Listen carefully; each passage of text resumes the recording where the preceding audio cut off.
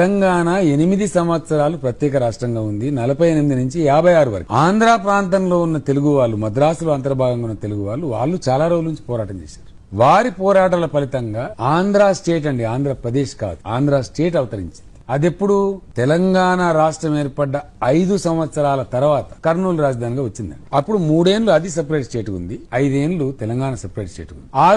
ఆ రోజు ఇది నేను చెప్పేది రికార్డ్ అండి, హిస్టరీ, ఫైనాన్స్ డిపార్ట్మెంట్ లో ఉంటుందండి. ఇది రాజకీయ మాట కాదు. ఆ రోజు 63 కోట్ల మిగులు బడ్జెట్ తో తెలంగాణ రాష్ట్రం మొత్తం భారతదేశంలోనే ఏకైక మిగులు బడ్జెట్ ఉన్న రాష్ట్రం తెలంగాణ రాష్ట్రం. ఆ రోజు 3 సంవత్సరాలు ప్రత్యేక ఆంధ్ర రాష్ట్రంగా కర్నూలు రాజధానిగా ఉన్న ఆంధ్ర స్టేట్ మైనస్ బడ్జెట్, లోటు బడ్జెట్ తో ఉన్న రాష్ట్రం. ఇది చరిత్ర. It's a fact. Number 1. Number 2, ఆ రోజు ఆంధ్ర స్టేట్ కు హైకోర్టు ఉందండి, తెలంగాణ స్టేట్ కు హైకోర్టు ఉంది. ఆనాటి ఆంధ్ర స్టేట్ హైకోర్టు జడ్జీలు వాళ్ళ శాలరీలు, వాళ్ళ వేతనాలు తెలంగాణ హైకోర్టు న్యాయమూర్తుల వేతనాల కన్నా తక్కువ. 2, 3 అండి. ఆ రోజు ఆంధ్ర స్టేట్ ప్రభుత్వ ఉద్యోగస్తుల యొక్క వేతనాలు తెలంగాణ ఉద్యోగుల శాలరీస్ కంటే చాలా చాలా తక్కువ. ఇది ఫ్యాక్ట్, చరిత్ర. వారు తెలుసుకోవచ్చు. లాస్ట్ పాయింట్, తెలంగాణ ఆంధ్ర రెండు కలిసి ఆంధ్రప్రదేశ్ అయిన తర్వాత వాస్తవానికి ఆంధ్ర ఉద్యోగుల జీతాలు, ఆంధ్ర జడ్జీల జీతాలు తెలంగాణ స్థాయికి పెంచి ఉండాలి. కానీ జరిగిన దాష్టీకం, జరిగిన దుర్మార్గం,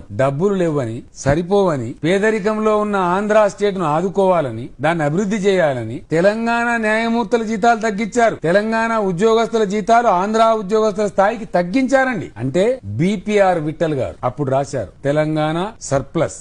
పుస్తకం ఉందండి, నేను రాయల. బిపిఆర్ విఠల్ గారు ఒక అత్యున్నతమైనటువంటి ఆర్థిక శాస్త్రవేత్త, ఫైనాన్స్ సెక్రటరీ, వారు బతికున్నారు. ఒకటి. రెండవది, ఈ మధ్య బిపిఆర్ విఠల్ గారు రాశారు, తెలంగాణ స్టిల్ సర్ప్లస్. కాబట్టి తెలంగాణ సెపరేట్ స్టేట్ అయితే బంగారు పిచ్చుకవుతుంది. ఇక్కడి వనరులు హర్యానాను, పంజాబ్ను మించిపోయే స్థాయికి తెలంగాణ ఎదుగుతుంది.